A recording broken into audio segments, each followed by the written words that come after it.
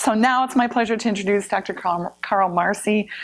He's the chief neuroscientist at Nielsen Neuro, which he has been at now for, I think, about a year when they acquired Interscope, which is a company that he founded. He actually has a medical degree from Harvard. So also a neuroscientist. And a really fascinating background, but he's been, as well, a really fabulous speaker and excellent communicator in terms of making neuroscience approachable and helping explain not only why it's important, but how to apply it to better business decisions. I find him to be a really strong business leader and business person, and I think there's a trick there, right? It's like it's kind of the art and science of translating any new scientific technique like neuroscience into better business decisions and making it approachable for the C-suite, if you think about the intro at the beginning of the day. Carl has done so many great things for the ARF, so join me in a round of applause for Carl. Thank you. Thank you, Gail. I will add to the list of folks giving gratitude for your leadership at the ARF for the last few years, and the transformation has been palpable, and we're pleased to have played even a small role of that, both as Interscope and now as Nielsen Consumer Neuroscience. So I'm going to talk to you for a little while today. I'm going to try to pull together a few of the themes we've heard earlier because I think they nicely converge to this topic. But the way I often start off talks like this is sort of, why is a Harvard neuropsychiatrist standing on a stage in New York in front of a bunch of media and marketing experts? Well, the reason is, in order to understand all the complexity and all these screens we've been talking about, you need to understand a little bit about this. Right, and so if you want to push the button back there, I have a spinning brain too. This will be our second spinning brain, but this is actually a real brain and a normal human brain. And the human brain has about 100 billion neurons in it, each one making between 10 and 20,000 connections. It's thought to be one of the most complex entities in the known universe. And what's really cool is you all have one. And I make very few guarantees in life. But I guarantee that the brain you walked in with today is not the brain you're going to walk out with today. Why? Because as you take in information and your emotion centers tag that information for relevance, you will be laying down memories that will hopefully impact future behaviors. And that's really, I think, the definition of engagement. Something that attracts your attention, but it's not just attention, because we pay attention to all kinds of things that we don't dedicate resources to. It has to trigger an emotional response. And if it does that, it will lay down a memory trace and then ultimately impact behavior. And so as we begin to understand consumers in this distracted world, we need to understand both their conscious states, which I think traditional research has done an excellent job of over the years, but we also have to understand that a lot of what's going on in the human brain is not conscious. It's below conscious awareness. And so the promise of consumer neuroscience is the ability to take all kinds of tools, of which I'll talk a little bit about some of them today, and you just heard some examples, that can begin to capture that non-conscious processing and allow us to get a more complete view of the consumer. And so again, in order to understand this proliferation of how we consume content, we have to understand a little bit about the brain. So there's been some references to this data, and I thought I'd just talk for one moment a bit more about it, which is that we know that consumers are consuming more media and more time doing it. And there's this sense that that's at the expense of TV and radio. But as Radha pointed out and was referring to this Nielsen data, if you look over going all the way back to 2002, so this comes from Nielsen total audience measurement. So this is apples to apples comparison over time of these platforms. What you see is, in fact, TV and radio, the big green and sort of yellowish green colors there at the bottom, haven't actually decreased that much. It's about 2 or 3% decrease. What's happened is that people are adding more devices, as we all have in our life, and they're somehow finding time. And how do you find time? Well, it's through the mobile nature of these devices. So whether it's on a train or standing in line as we're shopping, or unfortunately sometimes while we're driving, we are actually consuming more and more content. And the latest report from 2016 says, on average, year over year, U.S. adults have spent an extra hour a day consuming media. It's a staggering, staggering number. But obviously, what you can see, it's fractionated. But this isn't the whole story. Because, as was mentioned, I'm now the father of newborn twins, and I have a 3-year-old, and I watch them, and they, certainly not the twins, but my 3-year-old consumes a lot of media already, and that concerns me a little bit. And this is the trend by age. So what you're looking at here is looking at TV alone, and then a connected TV device, or both. And what you can see is you get into younger populations, as a percent of their media usage consumption, they are using more and more multiple devices to consume content. And that's where the shift is occurring over time. And so one of the things we did a number of years ago was to look at the behavioral and the attention and the emotional experiences of 2 different generations of media users. And we worked with Time Warner and at the time Time Inc.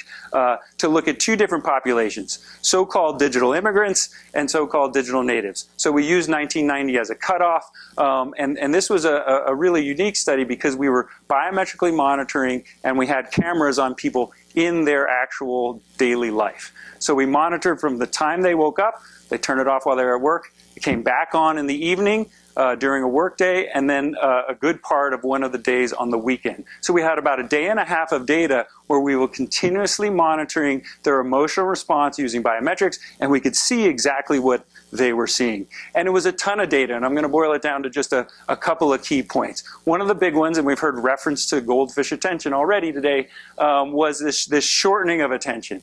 And there's different ways of categorizing attention, and there's different ways of quantitating it. This is just one example. What we're looking at here is through the lens of actual consumers in their home. When we can identify 2 or more media platforms, and by media platform, it's not just TV, but it's TV, radio, print, and then mobile, tablet, and PC. When we can identify 2 or more of those, and we see a shift in between, we just count that. And what we found is that the immigrants, the older population, were shifting 17 times per hour, which is a pretty big and somewhat surprising number. But when we looked at the natives, the younger population, that went up to 27 times per hour. So it's a 60% increase in switching. That translates, if you do the math on the minutes and seconds, to about a 30% decrease in their attention span. Again, sort of adding to the literature that shows that people's attention span are potentially shrinking. Now, when you look at other data, this is not necessarily an age effect. So you can take people who are heavy consumers of media of any age, and they will have, on average, a shorter working memory than non-heavy media consumers. So don't think you're immune to this if you were born before 1990. This is an impact of using a lot of media over time. Okay, so we have this shortening of attention span, but what about the emotional response? So I'm gonna highlight this finding by illustrating and giving an example from just 2 participants from the study. I'm going to start with our digital immigrant. Let's call him Isaac. This is about 2 hours of data from the evening, right? So Isaac's come home from work, he's relaxing at home, and he's consuming media. And what you see is the color coding represents what platform he's engaged with. The blue is television, and the brown is TV and newspaper. When you can see, he's watching TV, and then he's switching down to his newspaper, and he's going back and forth a fair amount. And then you see there's this big spike where he focuses on the TV, obviously an engaging moment where it sustained his attention for a period of time. And then he switches over to a magazine as he concludes his evening and kind of winds down for the night. Now that's kind of interesting, but it's only really interesting when you compare it to a digital native. So let's look at Nate. And right away you should see a couple things. First of all, the color has changed, right? So instead of switching to a newspaper or magazine, he has his tablet out. No surprise there. But the other thing that maybe stands out is that there's an increase in these striations. You see the switching in the pattern. This is what we call an interference pattern. This is that shortening of attention. He's switching back and forth between these platforms more frequently than Isaac is. And then secondly, you might notice that the levels are different. What you're looking at is a normalized biometric emotional response. Think of it as kind of an overall level of arousal or relevance that he's having moment to moment, a visceral response to these mediums. And what you can see is that Isaac has these ebbs and flows and then some high peaks. And Nate, it kind of goes away. And we've seen this in other data. What happens when you're doing a lot of media switching is that you don't suffer boredom very well. You're always one screen away from getting another stimulus. And the consequence is that on average things go up, but the other consequences is that you don't have these big peaks in response. Now, you can grab Nate's attention for periods of times that are similar, but he doesn't have quite the same emotional payoff. And what we talk about sometimes is how younger people and increasingly all of us are using media as a mood regulator. The minute we get bored with one thing, and we've all done it, we've probably all done it today already, you got to check that screen, see what's going on, and then return your attention to a primary focus. Let me show you another example of this phenomenon. This is data, this is the first time anyone's seeing it outside of a relatively small group. Very similar concept here where we're looking now in a lab, not in people's homes, in 4 conditions. These are 2 of them. This is solo viewing. You're recruited, you're watching TV for about an hour. And we're coding when the ad is on, when you're changing the channel and you're watching content. And then just think of this as kind of a benchmark of a solo viewer alone watching. Now we bring that solo viewer or a similar solo viewer in and we give them a second screen. And right away, what do you see? Well, first of all, there's more to code. And then second of all, there's more interruptions in that pattern. Now we bring in a co-viewer on top without a second screen and you see a new pattern, and that's talking. So we're now coding when people are talking, which is interrupting the experience and the processing of information. And then finally, the ultimate distraction is a co-viewer, and both of you have a second screen. And you can see that interference pattern becomes much, much more complex. And this is where I think the relationship, as we've heard a little bit about already today, between video and audio becomes more complex. Right? What is the impact on an audience member who has their head down, but the tune-in or the audio is still playing? And this is something that we're beginning to investigate, and we've heard some examples of earlier today. Now, another question that comes up, and we also heard reference to this, is how do people engage on an emotional level with different size screens? Right? We saw a couple examples from that Day in the Life study, but we've looked at this in other ways. Here, what we're doing is in the lab, we're bringing people in and we're saying, do whatever you want, but you got to watch TV in the condition on the left. On the condition on the right, same thing, do whatever you want for an hour, but you got to watch video on demand. So what's the difference? You have curated content and less ad load. What are you looking at? You're looking at the aggregated emotional response just to the advertising. Because the question was, if you have a really big screen, are you more, by definition, more emotionally engaged than when you're on a really small screen? And we thought, and I admit my running hypothesis was, sure, bigger is better. You become more immersive and you're more emotionally involved. And what I'm going to show you in a minute was that we were wrong. And what you see here is a little bit of a bump up, but a heavy overlap. Now, same experiment, people are brought into the lab, watch video, whatever you want, and we're looking now at the emotional response to advertising on a PC, tablet, and smartphone. And what you see is, while if you squint a little bit, there's a little bit of a step function there. There's an awful lot of overlap in the emotional response people are having to these platforms. So this and other studies have sort of changed the way I talk about this to say people will emotionally engage with the platform they're engaging with. We make adjustments for screen size, we tune in and block other things out, and we'll go on a journey assuming that that creative is going to take them on a journey and it's worth going on. Okay, well, so we didn't quite see the step function or change, but does that mean all screens are created equal? Well, maybe, maybe not. Now we're going to look at that same study and do a very simple thing. Remember I said they were told, do whatever you want as long as you're watching video. So we actually coded what percentage of the ads they got through in their entirety. We're looking at just 30-second ads here, and we're going to start, these are the same conditions, right? TV, video on demand, PC, tablet, smartphone. And as a percent of the audience going through a 30-second ad, we see for television and video on demand, it's about 83 and 84% respectively. Pretty high number. We've repeated this study. It can go as high as 90%, which is pretty good for an advertiser, considering that a lot of branding occurs at the end of the ad. Well, what happens? Remember, this is the same study I showed you that people are emotionally engaged. When you look at PC, tablet, and smartphone, you see those numbers drop dramatically.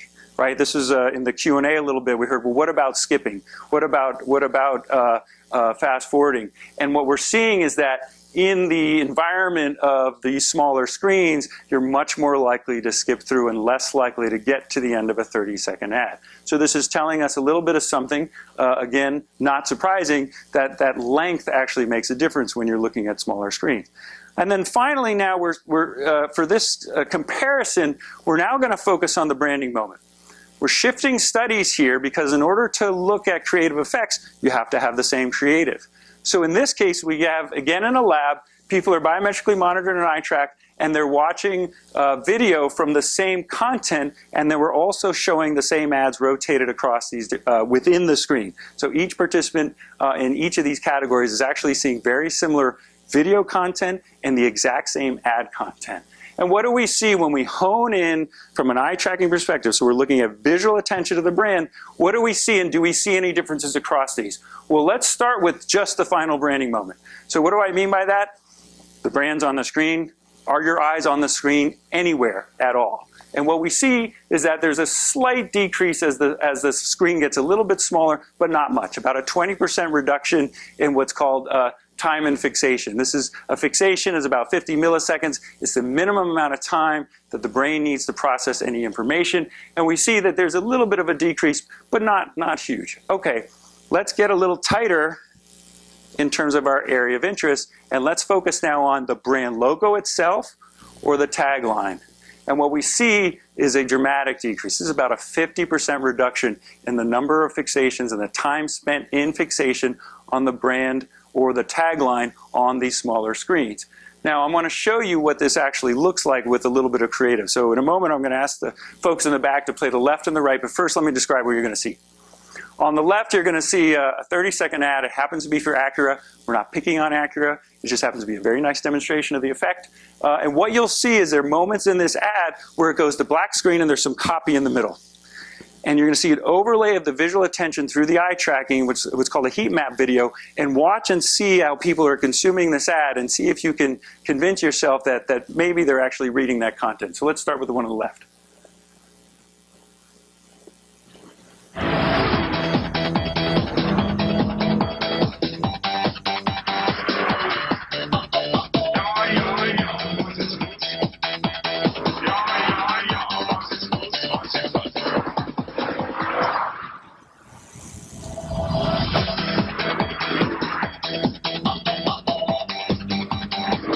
The all-new TLX from Acura.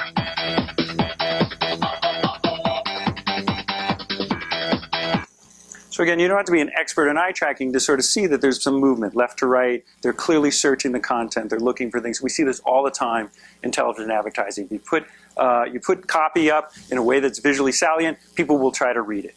Now you're going to see the exact same ad and the same technology on a smartphone. So let's play that.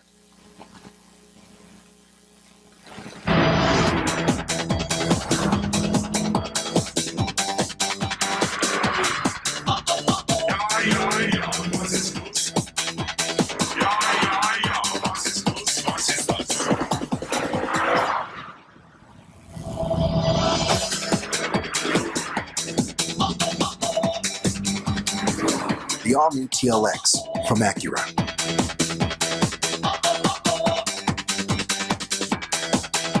Any difference? Yeah. What's the difference? They're kind of zoned out. And remember I showed you the behavioral data. This is a forced exposure. Given the choice, most people would skip through it. So the major takeaway here, and believe it or not, there's an awful lot of research to come to a fairly simple conclusion, which we heard a little bit already, which is that on a smaller screen, shorter is better, brand early and often, and make sure that your brand logo and copy and tagline are bigger relative to the screen. Because on that smaller screen, people aren't able to optically focus quite as well, and they're less likely to consume that information. So keeping it simple matters. The other thing that matters is context. Manuel showed this example already, this work we did with Yahoo.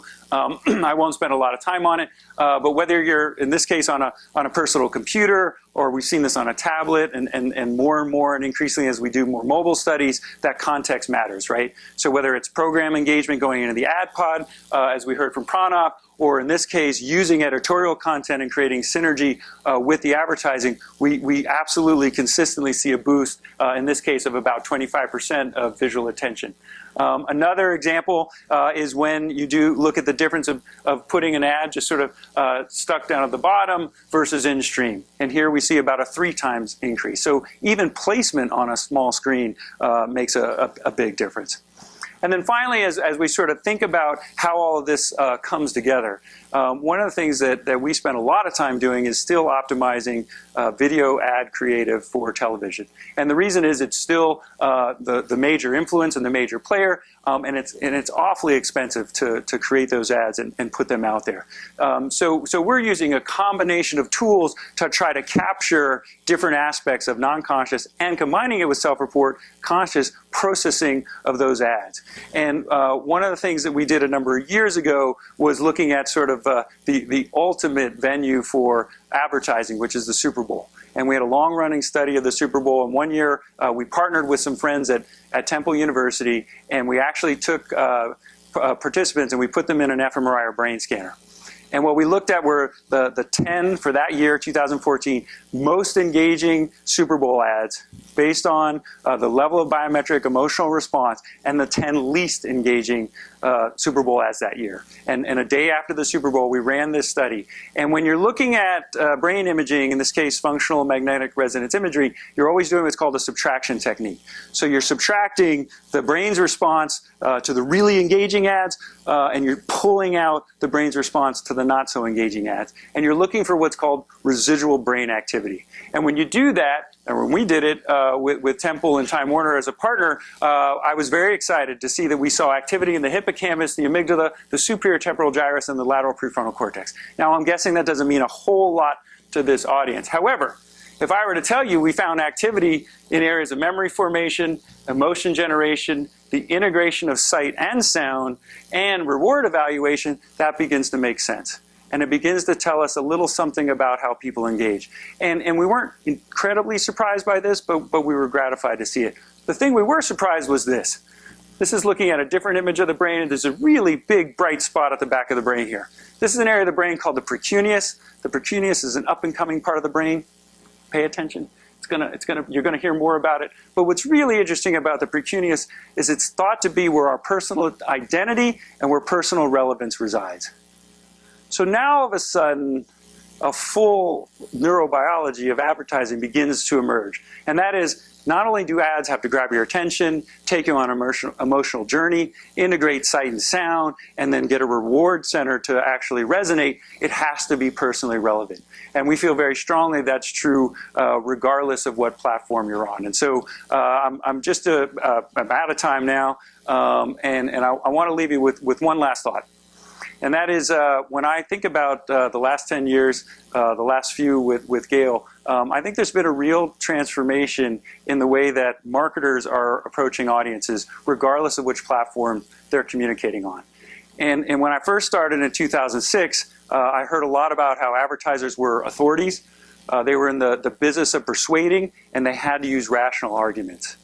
And what I've noticed over the last 10 years, and I think the ARF has played a part in that, is we've shifted from authorities to engaging with authenticity, and we've shifted from persuasion to engaging, and we've shifted from rational to emotional. And I think the reason we have is that that's what consumers want.